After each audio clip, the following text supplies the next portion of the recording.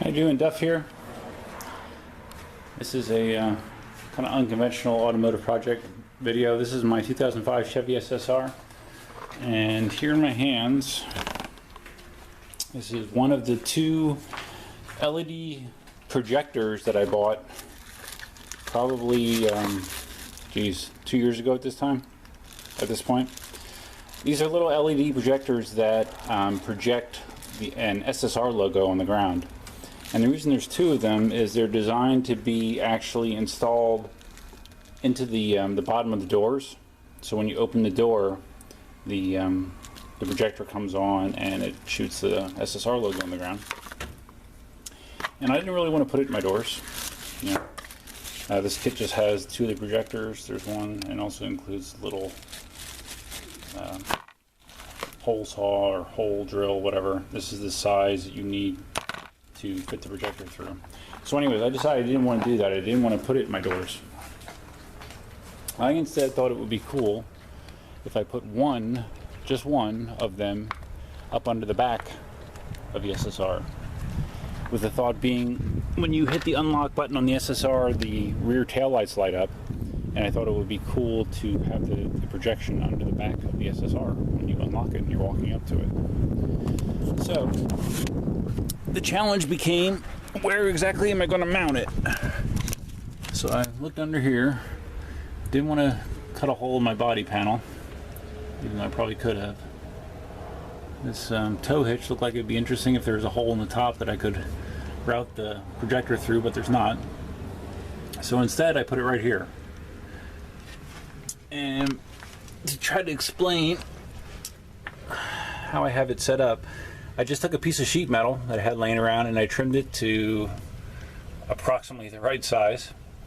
I unbolted this connector here, this bumper support, moved it out of the way, and there's a hole in the frame right here that's covered up right now by the sheet metal, but it was approximately the right size to get it in.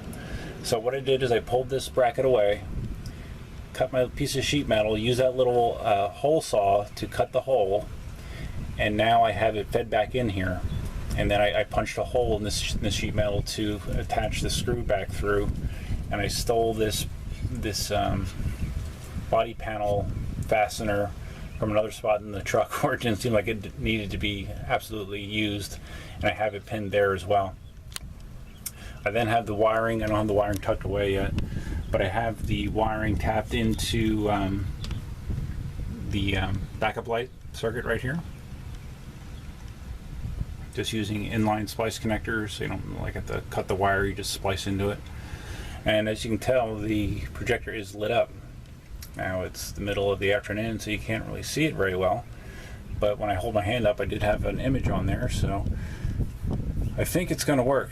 I'll come back once it gets darker to verify that it looks okay.